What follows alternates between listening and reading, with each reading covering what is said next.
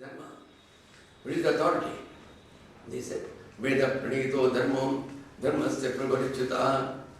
See, Vedas are all written in the scriptures. In the scriptures it is told, Satyam vada dharmanchara swadhyaya anma pramada acharya prindharma prajapatam mamivachetsi.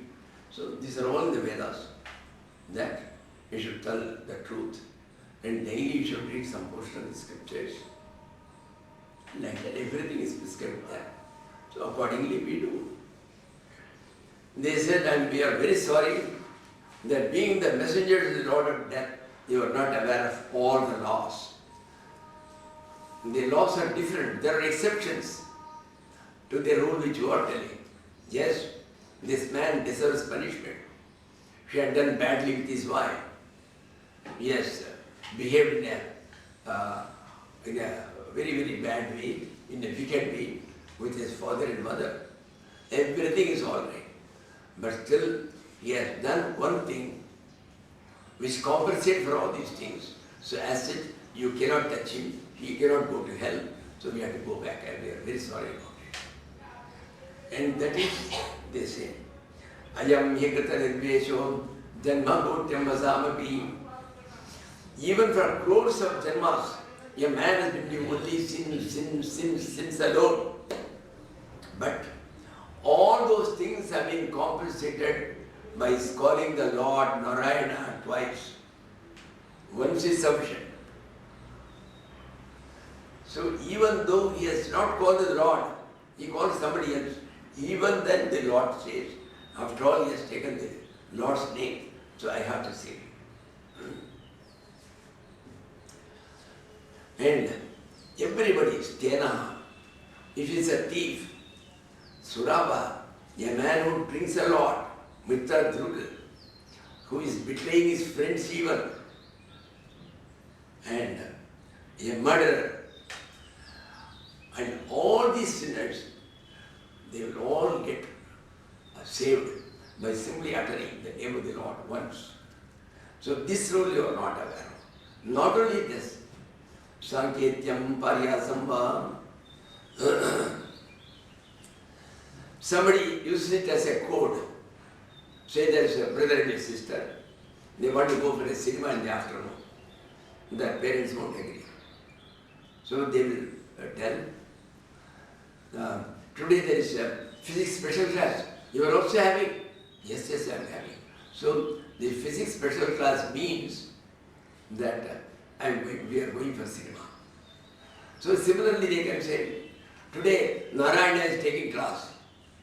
So if you tell the name of the Lord, even as a ishara karna, that is simply as an indication that he is saved. And similarly, supposing you put your hand and then some scorpion bites you, immediately say, Narayan, Narayan. Then even then it works. That even though you never met Narayan actually, it came by itself. That's all.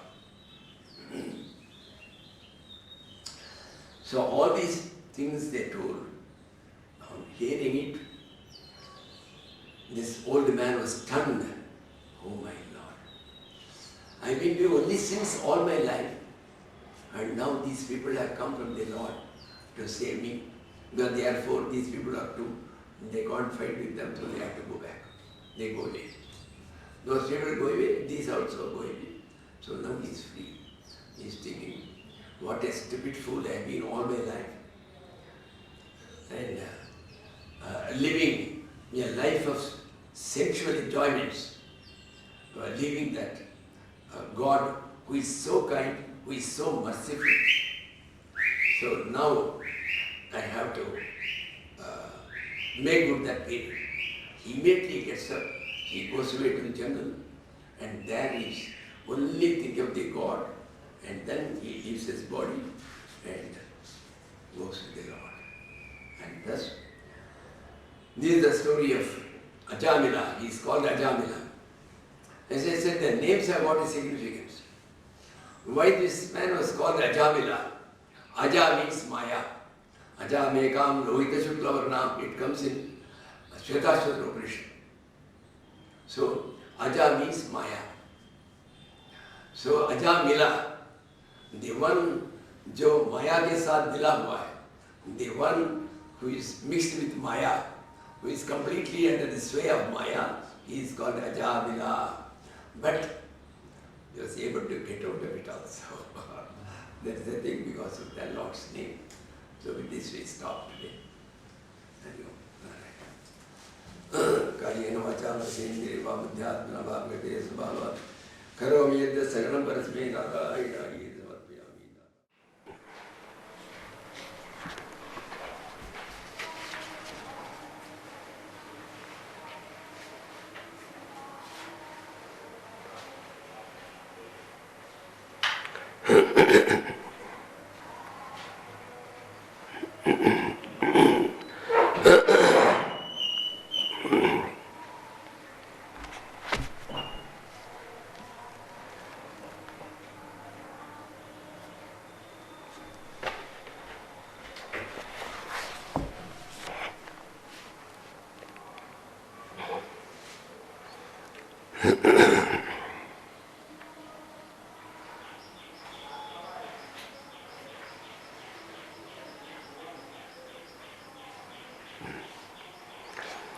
Om Ganana Tva Ganapatim Mavame Kavim Kavina Pavashavastamam Jyeshtarajam Brahmanam Brahmanaspadana Shindvano Debeseda Sadhanam Om Mahaganapataye Namaha Sadashiva Samarambham Shankaracharya Madhyamam Asmadacharya Paryantam Vande Guru Paramparam Sthapakaya Dharmasya Sarvadharma Sarupine Avatara Varishthaya Ramakrishnaya Te Namaha Sadashiva Samarambham Shankaracharya Madhyamam Asmadacharya Paryantam Vande Guru Paramparam Sharanagata Dinartha Paritrana Varayane Sarvasyarti Hare Devi Narke Devi Namostute Krishnaya Vasudevaya Hare Paramatmane Pranata Kleshanashaya Govindaya Namo Namaha Apadapahartaram Dataram Sarvasampadam Lokabhiramam Sri Ramam Bhuyo Bhuyo Namamyaham. We are in the beginning of part 6, which is called a part dealing with the grace of the Lord. Nobody is beyond the ambit of the grace of the Lord. Everybody is covered. There is not a single person whom you can say, well, he will not come under the mercy of the Lord. However fallen he may be, however wicked he may be, when one sees a person in distress, in need, applies to the Lord, Lord, you save me now. The Lord has to save him. He has no other discretion. So we saw the story of Ajamila. There is a little extension to it. After all the Yama's messengers who came to take the life of Ajamila, they withdrew themselves and went back. They straight went to their master, the god of death, Lord Yama, and reported to him what all happened. And then they asked him, Sir, we thought the one who metes out justice to all the people and finally decides whom to send to heaven, whom to take to hell, we thought it was only you. But now some people will come and they interfere. So please tell us clearly, what is your jurisdiction, what is the jurisdiction of other people, and how many more masters we have to serve. Then he says, you people think that I am the only boss you have. There is one boss's boss. He is the ultimate authority. He is called the Supreme Lord. And we are all part of him, unless he decides nothing can be done by us, even though we be gods endowed with different duties. We can't perform any of them unless He wills it so. And he said, well, you want to know the jurisdiction, whom you should bring here and whom you should not touch. I will tell you first whom you should not touch. Ye Devasiddha Parigita, it says, Te Devasiddha Parigita Pavitragatha. Those people who are completely devotees of the Lord. There are so much of devotees that on them people have composed poems, and people begin to sing on the good qualities of those devotees themselves. Such people who are all being sung by the gods themselves, who are praised by the gods themselves. And yes, sadhavas samadisho bhagavat prapanna.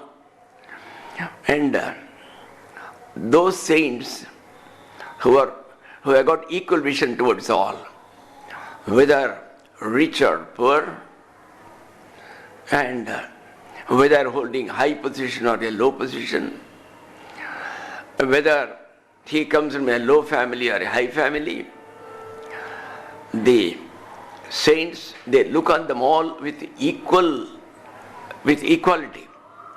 They don't say, well, I prefer to pamper these rich people because they will give me huge donations. It is not so. They are prepared to deal with all of them equally in the same way, whether he is poor or rich, whether he prays to the Lord or does not praise the Lord, whether he praises the Lord or he does not praise the Lord. Even then, His mercy is boundless. It has no reason. You will not say, oh, he prayed to the Lord, that is why God is bountiful towards him. No, it is not so. He is bountiful towards all. Tan nopasi edita harer gadyabhikuptane. He says, such people, they move about freely in this world. But where is the security? Have they got any security guards? Yes. The Lord Hari or Narayana or Vishnu, whomsoever we call him, he has got a gada or a mace in his hand. At all times he keeps it ready to wield it against anybody who harms a hair of his devotees. So they are all completely protected by the gada or the mace of the Lord. So don't touch them. Tan nopasi idata. Don't go near them at all. And the Lord's gada will fall on you and you will all be smashed. Then, okay, tell us also clearly who are the people whom we should bring to you. Jikhvana bhakti bhagavad gunanamadheyam. You definitely bring those people whose tongues have never taken the name of the Lord even once in their life. Jikhvana bhakti bhagavad gunanamadheyam. The Bhagavan's glories, the Lord's glories, or the Lord's names, whoever has never taken in his lifetime, you bring them to me, then I will have to consign them to the worst hell possible. Chetaschana smarada charana aravindam. And those people whose mind and heart have never thought of anything except, have never thought of the holy feet of the Lord. They never thought about him even. Not to speak of talking. The second one is those who have never thought of him even once. Krishnaya no namati chira yakapi. The one whose head does not bow towards the Lord, towards Lord Krishna, even once. Tanane dhamanisham akrita Krishna krityani. Those people have never done their duties to the Lord. Wherever they are, in whatever position they are, they may be president, they may be ministers, they have to always think of the Lord. Think of him once. When you start for the office, you think of him for 2 minutes and then you start. When you come back from the office, again you think of them 2 minutes and then you do all your other work at home. So those people who have never even thought of the Lord, who have never taken the name of the Lord, such people, you bring them to me, I will consign them to hell. Thus, Yamadharma Rama clearly defined what is the jurisdiction of Lord Yama and his messengers and what is not the jurisdiction. So now, the next topic here is, well, the creation has just started. The creation has to expand. So, Brahma has created certain people called Prajapatis, of whom the chief was called Daksha Prajapati. His duty was to create a number of sons, and those sons in return, they will increase the creation in this world. So he created 10,000 sons in his wife, and they were all called him Haryasvas. And Daksha commanded them, you all go to the forest or to the ocean, and there in solitude you do penance. You think of the Lord and be meditating on Him solely, and thus you will gain the power to create further. Go. It is your duty to increase the creation in this world. That is why you have been brought forth in this world. They are going, and when they went to a place called Narayana Saras, a lake, on the way there, Narada, the great sage, the divine sage, he met them. He said, oh boys, where are you going? You are going to create. Yeah, you do not know what is the existing world. Have you gone and seen everywhere? And what creation can you make then? You have no idea at all. What is creation like? And at this age when you do not know anything, well, he put certain questions. Do you know, have you gone to that kingdom where there is only one Purusha? There is only one person, one entity. He rules the entire kingdom. And are you aware of, there is a small hole. You get into it, you cannot come back. It has no exit. The exit door is closed. You can only get in. And there's a river where it flows both ways. Normally rivers either flow one way or the other way. So it flows both ways. Have you seen that river? No. And there is a museum. There is a museum where the entire museum is made up of 5 beautiful things. Have you seen them? Have you seen that museum? Then what have you seen? And before that you want to go and create. And then they say, no, we don't know the answer.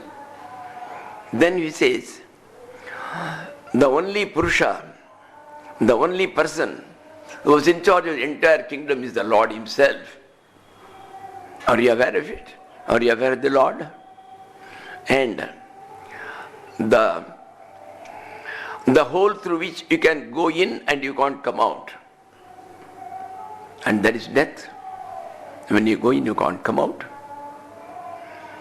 And then there is a lady who takes many forms.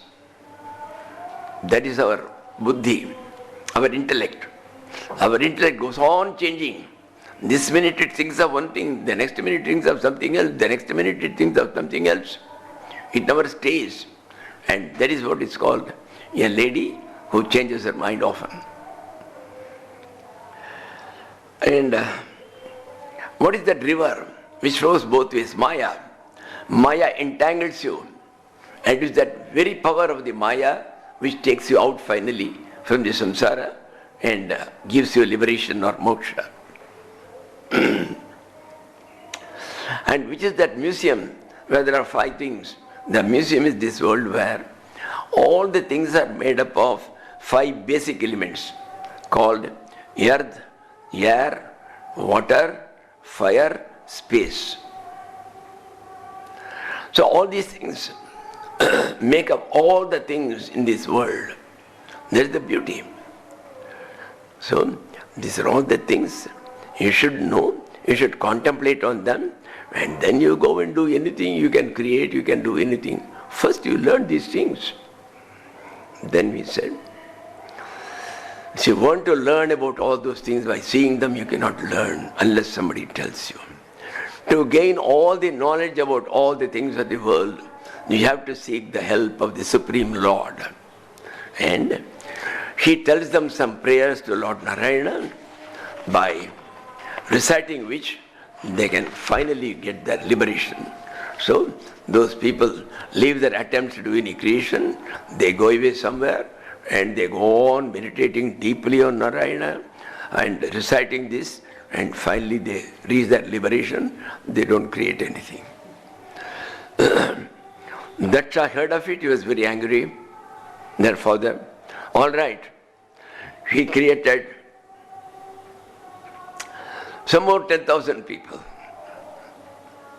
He created them and he said, hey, don't be like the fools your brothers were. You go and create. I have created you only for that very purpose. And it is the duty of the sons to abide by the commands of the parents. So do what I say. Don't fall a prey to that fellow called Narada. He might try to come. Okay, these people go. Again, Narada meets them with the same questions. Hey, you all come to create? What is seen of this world? You are young.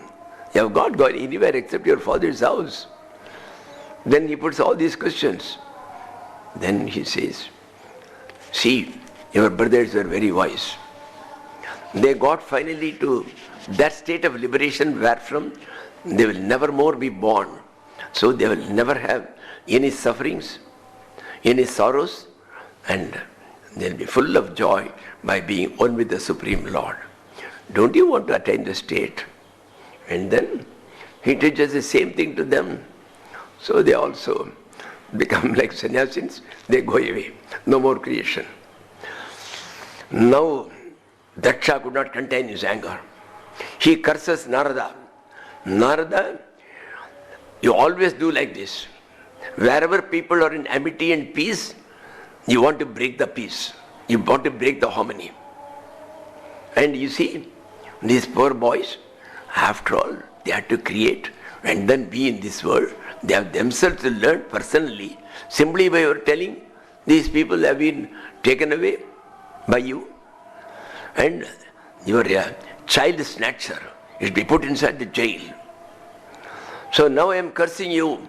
You will never stay in any place for a long time. You will be going on, moving. And that's what Narada is still doing.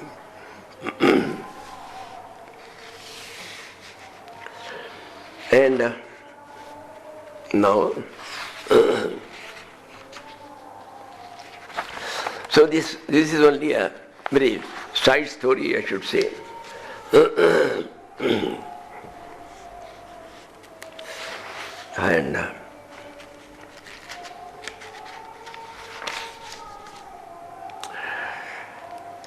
And Indra was ruling over his kingdom in the heavens. Normally, when you get all affluence, when you get wealthy, when you have got the highest position, and when you have got all means of enjoyment, girls to dance, girls to sing, and all people there to praise him, Indra became proud of his achievements. One day when he was sitting on his throne, his guru, Brihaspati, happened to come. This fellow never got up from his simhasana. He was just sitting. He just ignored his coming. He never even welcomed him. His guru got insulted. Yes, I'll teach him a lesson. He suddenly disappeared. He disappeared from all those places. Nobody knew where he went. When once the demons, the Asuras knew that this Indra has been deprived of the Guru Bala. He doesn't have the strength of the Guru behind him, the master behind him. Now he is vulnerable. So they all invaded him and he had to suffer some beatings and get out. This is what happened. But then he said, this will happen and someday they will all come and occupy the entire heavens and they will send us out. Then what shall we do? So I should have a guru. And I am very sorry now that I have offended my guru. Well, I have sent everywhere people, but nobody is able to trace him where he is. He is not in his house. He is not anywhere in the kingdom. We don't know where he has gone. So he went to Lord Brahma, the creator, and asked him, Brahmaji, I am in trouble. My guru has been angry with me and has gone away. So I want a guru immediately, some good guru in his place. Then Brahma said, there is a grandson of mine. My son is called the Tvashta. He is the sculptor of the Devas. He is also the builder for the Devatas. His son is there, Vishwarupa. So that Vishwarupa will be able to be an able guru for you. After all, he is a son of a Maharshi. He himself is a saint. Even though his mother was a demoness, she was an Asura Stree. But his father was the son of Brahma himself. So Indra went to Vishwarupa and just begged him to be his guru. Vishwarupa agreed. He came there and first he taught him what is called the Narayana Kavacha. There are 2 or 3 things in Bhagavatam which people daily recite. There are some people who recite this daily because here Bhagavan's various incarnations are recollected and each one is assigned a task to protect him there. Now for instance, I am going by air. So who is the one who can protect you in the air? Bhagavan's own incarnation was there, known as Trivikrama. The full story will come later on. So this Trivikrama, he occupied all the entire area, the heavens, the down below all the 7 lokas, all the 14 lokas, all the 14 worlds he occupied. And let Trivikrama Jaleshumam Rakshatu Matsya Murti. When I go for swimming, I may get drowned.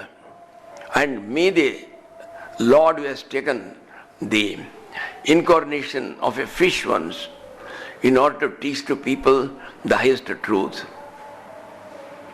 let him protect me. Like that, the entire this thing goes. At various places, he goes to the jungle, who will protect him. He goes up in the mountains, there who will protect him. Then who will protect him in the earth? In the earth, he took Vamana Avatara as a mini god he came. So let that form protect us. Like that. The prayers he taught him. He said, this is like a kavacha.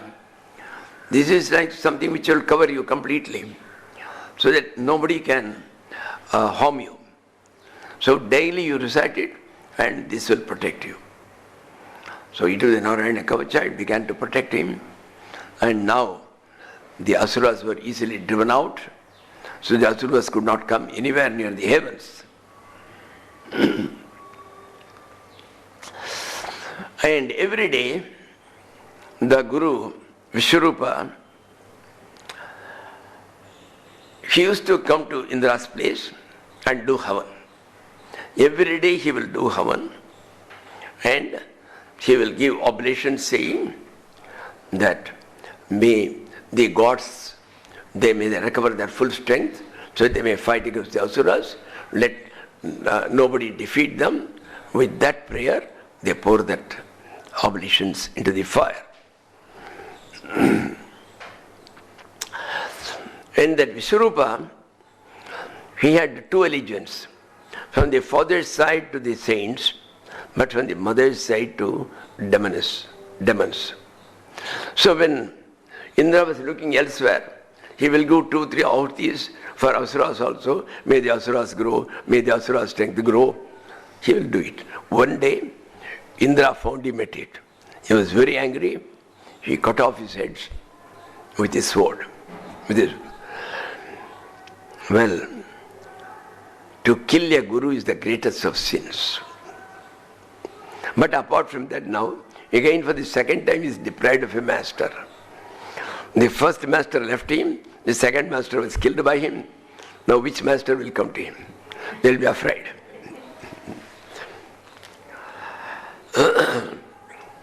Then he didn't know what to do. In the meantime, the father of the Vishwarupa who died, when he heard of it, he was very angry. I gave him my son to go as a master, to go as a preceptor, a guru, and this fellow has killed him. Okay, now I will take my vengeance on Indra. Indra should die. So he wanted to perform a special havan, a special sacrifice, where he will specifically invoke the Lord, that he should get a person out of the fire, sacrificial fire who will come out, who will go and fight with Indra all alone, and who will kill Indra and all his forces at one stroke. He alone cannot do such a big fire sacrifice. It requires some 14 priests, they are called Ritiks. So he has to call 14 out of them. One will recite Samveda, one will recite Atharveda, one will recite Yajurveda, one will recite Samveda, and one will supervise, and one will do the havan from time to time. Only one can put the ahuti, not all. So like that, there are 14 people. They're all, every Ritvik has got a special name. One is called the Prastauta. Prastauta is the one who knows Samveda. So like that. And he trained them in a particular mantra, by telling which a person will come out of the sacrificial fire, a demon-like personality, who will go and kill Indra and all his retinue. And that mantra was Indra Shatrur Vardhaswa. Vardhaswa means please grow out of this fire. The one who will be the enemy and will kill Indra, may he grow out of this fire. But the Vedas is a pure science of sounds. You cannot simply pronounce them, they will have no effect. In the Vedas, there are notations in the books, something where the accentuation has to be up, that is called Udatta. Somewhere it has to be down, it is called Anudatta. Somewhere it has to be equal, neither up nor down, it is called Swarita. So, for having this effect, Indra Shatrur Vardhasva. So there are two words, Indra and Shatru. Now, if the second word, it is accentuated, it is called Antyodatta. Udatta or higher up, the last one, the second one. So he told them, Indra Shatrur Vardhasva. Then what happens? Shatru becomes bigger, then Indra goes down, so he becomes the Indra's enemy. On the contrary, the same wordings, if they were told wrongly, Indra Shatrur Vardhasva, that Indra becomes up, then Shatru becomes down. This is called Adyodatta. The first syllable is accentuated up. Then what happens? Indra goes up, his enemy goes down. So, by the will of the Lord, when the actual havan was being done, all the Ritviks pronounced it wrongly. Instead of telling Indra Shatrur Vardhasva, They all told, Indra Shatrur Vardhasva. So with the result, a giant was born out of this, a demon was born, a demon who will be killed by Indra. Instead of getting a demon who will kill Indra, they got a wrong one. See, that is why Vedas cannot be just told like this. So this is not the way. It is clearly given, even in the books in the north, everywhere it is given. But unfortunately now, because especially in the north, we have been devastated by the Muslims. And as a result, we have lost our culture. So all the real priests who knew all these things, they were all dead after fighting with the Mughals. With the result, only some people are there. They don't know Vedas at all. They'll be repeating 100 times. Sarva Mangala Mangalye Shive Sarvavastadike. They will keep 10 people. All the 10 will recite. Up, Hare ko 10 rupiya diye, 50 rupiya dijiye. That's all. You give him 50 rupees each. That's all they are concerned with. Nowadays, it has come to that. The entire thing is a language of sounds. The entire Sanskrit is a language of sounds. Each letter has got a force. Now, she says Ram. Ra is called Agni Bija. When you pronounce Ram, or when you think of Ram, you need not pronounce it. Just to think of. Just mentally think of Ram. Then Ra produces fire. See, out of all the alphabets, Ka, Ga, Ga, Ga, Cha, Cha, Cha, Cha, Nya, then Ra only has got friction. Ra, Ra, Ra. Friction causes heat. Heat means it contains fire. So in the olden days, 4,000 years back, our Vedas have called it as the seed of fire. We call it Agni Bija, the seed of fire. Now, can we see this fire? You cannot. You cannot see this. What happened is, even now it is being done. In Tibet, when the lamas were being trained in those old days, the boys will be brought when they are 8 years old from their houses here, and they will be cruelly treated. Only when they become the highest lama, they will get all privileges. Till that time, they will not be given proper meals, they will not be given proper clothes. Young fellows, 7 years, and they will be treated very cruelly. Apart from that, they will be given a training. The training is, they will have to sit down in Padmasana from morning to night till they go to bed. They cannot leave that asana. That's called asana jaya first. Even 3 hours if you sit, it is called asana jaya. But there they have to sit. They don't go by our Hindu's principle, they got their own methods. So then, they will have to concentrate on their navel, that is the Nabi Pradesh. So on their Nabi. Nabi is the place for fire. In the body, there are various places. One is meant for fire, one is meant for space, one is meant for air. So like that there are spaces. This navel is called Manipuraka in yoga. So if you concentrate on it, then that fire will shoot up. But the fire will be invisible. You're going to stand by his side. And after 2 or 3 years of training, they test them. They are taken outside during the winter. When all snow is there everywhere, they will dig a pit in the snow and put that man down. They will bury him down up to the neck with the snow and all that. And they will tell him, you are given 5 minutes time or 10 minutes time. You have to get up by melting all the snow around you. You cannot move your body. Body should remain like this, but it should melt. So he will only say, he will look at the navel, internally, not outside like this. And then he will say, Ram, Ram. See, we say Ram, they will say Ram. Because they don't know about Ram.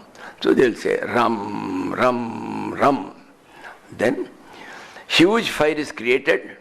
As they have already been trained for 3 years, within 3 minutes, the entire fire will be kindled in them, and that will completely dissolve the entire snow around them, and they can get up. So, similarly now, Ma is called Amrita Bija. Ma and Va are called Amrita Bija. When Ma and Va are pronounced, automatically a rejuvenating elixir comes out. A sort of a liquid, it is called Amrit or ambrosia, which will completely rejuvenate you. It will make you young, it will make you very strong. So that will be kindled in you. Spiritually, it will take you to a great height. When that starts, entire body is made 100% strong, so that you can do your further sadhana and reach the Lord. So this is the method they used to adopt. And there was an Englishman in the olden days, in the British days, nobody was allowed to enter into Tibet. No Indian can enter. But as they had to carry on their business with Nepalese, Nepalese alone can enter, that no visa or no permission was needed. So an Englishman came, I think his name was Berkeley or something, I don't remember. He, for a long time, he tanned his body by sitting in the sun, so that he looked like a Nepali. He used to dress like a Nepali.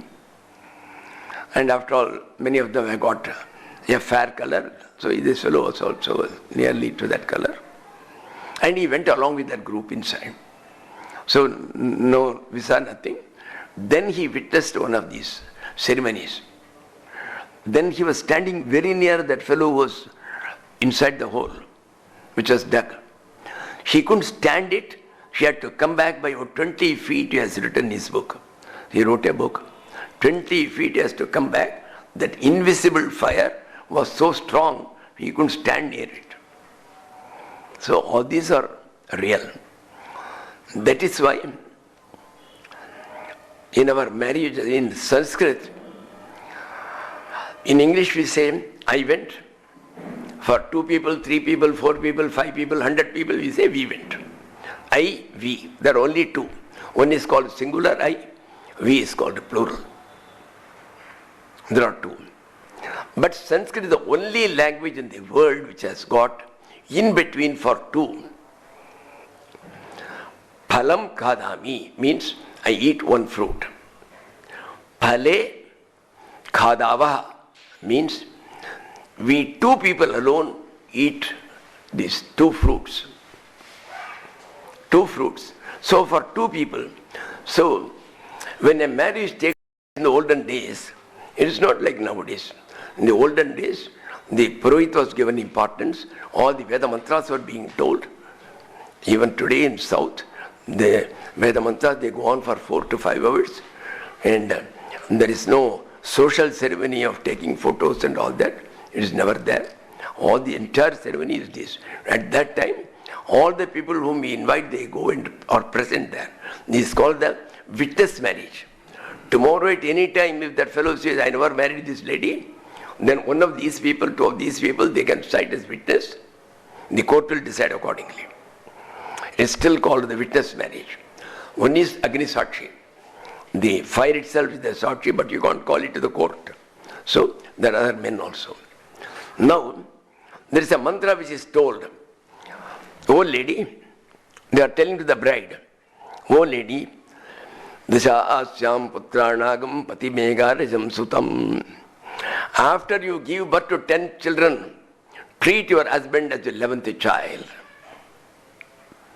Now, if this dual was not used, if it was used in plural for all, then all the people who are sitting there, who are having less than 10, they will all get their family increased to 10. There will be a family explosion. That is why they have kept that, what is called the dual. Thus they all have got relation with our daily life. They have got relation with our, for 2 people, what is it? Because often enough, you have to give your blessings only for 2. So that is why it was all created. See, people now, they do not even know. You go and ask the Sanskrit Pandits why this duel was there. Duel was there is a language they will say, nobody knows. All these things have been lost, unfortunately. People do not even know why. Why this speciality? Now, when all these people told from that, very big, almost very tall, almost as if touching the sky, a big demon was born. And the one who did the Havan, the father of the Vishwarupa, the one who was killed by Indra, he commanded him, you go and kill Indra and all his followers. He went, and he was so big, he used to take hundreds of people at one time and gobble them, hundreds. With all their, they'll be having various weapons. With the weapons it will go inside. That's what he was doing. And he was known as Vrittasura. Vrit means to grow. So an asura who grew to that extent. So he is called the Vrittasura.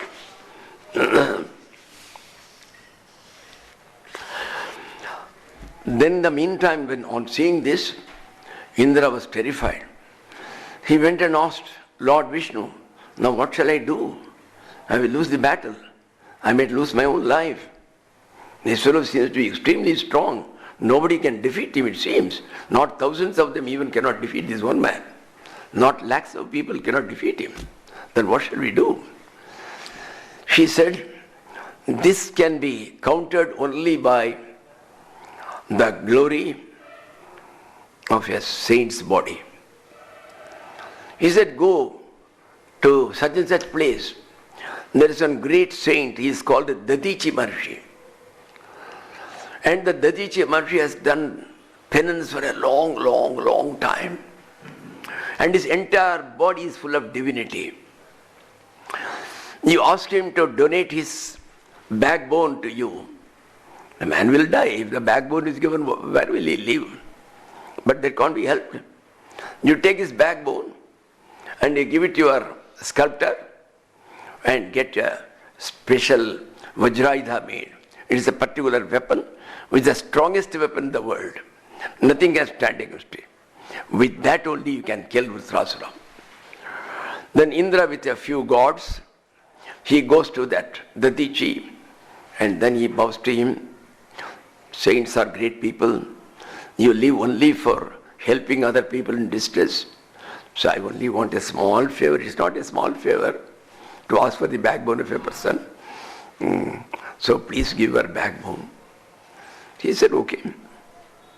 He gives it when it is meant for the benefit of the entire world. Because the Vrittasura is to gobble today Indra, tomorrow he may gobble the entire world. So he is a menace to the world. So he has to be. So, Indra takes away the backbone and prepares that Vajraidha, that weapon called the thunder weapon, it is called. It is like thunder when once it is operated. So the Vajraidha, and now Vrittasura and Indra come face to face in the battlefield. Then Vrittasura says, O Indra, this time the Lord is in your favor. There are times when the Lord is in our favor also, in the favor of demons, but this time he is in your favor. Not only the Lord is in your favor, your weapon consists of the entire glory of the penance of one of the greatest of saints the world has ever known. That's called Dadichi. This Dadichi's place where he gave his backbone, it is somewhere in UP. I had gone there. It is called Dadichi Kund. I had gone there 2-3 times. And it's beyond Lucknow, Sitapur, on that side you have to go. So, nowadays I've forgotten the name even. Every Paurnami, there's a big congregation of people there and all that. And there's a temple of Rama, Lakshmana, Sita which Dadichi are worshipped, and it's called Dadichi Kunda. And Dadichi says there, okay, but I wanted to go to various places like the Ganges, Godavari, Narmada and take bath. But now, if I die now, I'll be deprived of all those opportunities. Then Indra says, doesn't matter. I will call them all here in this Kunda.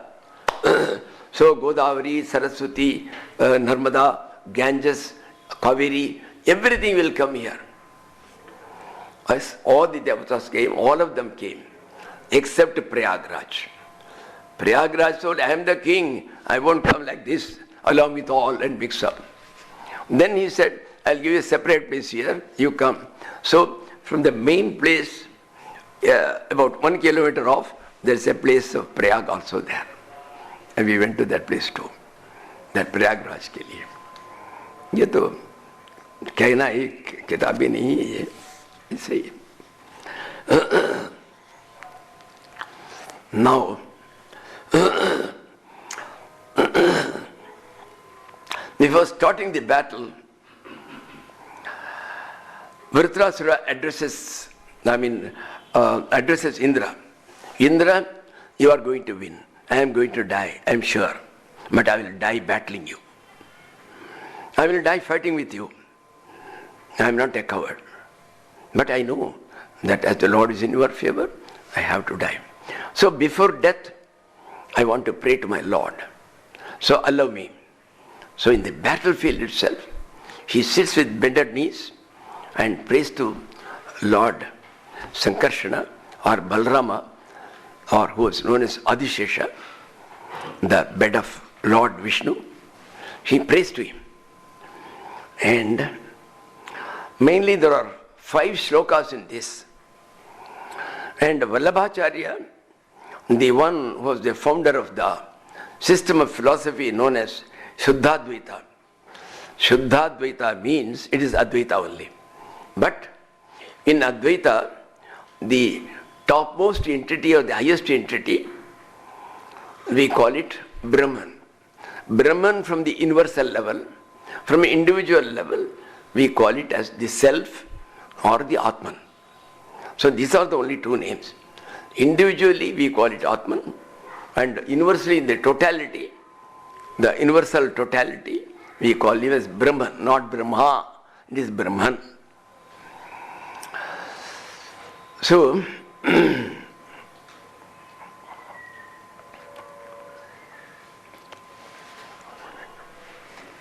Vallabhacharya, he says, these 5 shlokas in this Bhagavatam, it is the essence of the entire Bhagavatam. There is nothing more required. Bhakti is completely given there as to how to do bhakti, how the bhakti should be done, how intense it should be. They are all described here. And there are 5 shlokas I would like to deal with in a little detail. He says, Traivargikaya sadvigatamasmat prabhur vidatte purushasya shakra. Indra, there are 4 motives in life: dharma, artha, kama, moksha. Either you spend your life doing charity, building orphanages, building blind schools and all these, or building temples, or you spend your time in earning money, money after money. There are billionaires, they keep the billions and then they die. Or kama, desires, they fulfill that desires. I know a particular person, his father is very rich, he gave him several crores. He went to UK, he was daily spending 1 crore rupees equivalent in London. He stayed there for 1 full year. You can well imagine. That's all. Whatever he wanted, he could get. So we all try either to get all these things. Nobody tries for moksha. Very rare. Last, when we are ill, when we are able to, then we say, Bhagavan, I want to think of you, but I can't. Because I am having arthritis, I am having asthma. I am also just now had my bypass operation, so I can't. But when it was there, they never bothered. That was there. So, we spend all our life making efforts for these three. Either to earn dharma, virtuous acts, by which we will get some merits or punya, or in earning a lot of money, plenty of it, or in having all enjoyment. Well, you have a fridge? Well, I would like to order a fridge will be this high. Giant refrigerator, giant TV, the room size TV. So like that. So think of anything, they will have all sorts of things. And when we are trying, we find it's not so easy. So many impediments come. Well, I purchased a car to enjoy. Yep, the costliest car ever known for 80 lakhs rupees I purchased. First day it went very fine. The second day I asked my wife and son to push it. And they couldn't alone push it, we had to call my neighbors also. When the third day I returned it, she said, something is wrong, either you have dashed it or so. Our car, when you gave us right, you yourself saw. So we can't reimburse anything, either you purchase another car.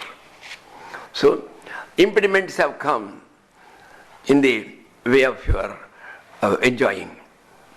Or you wanted to build a temple or an orphanage.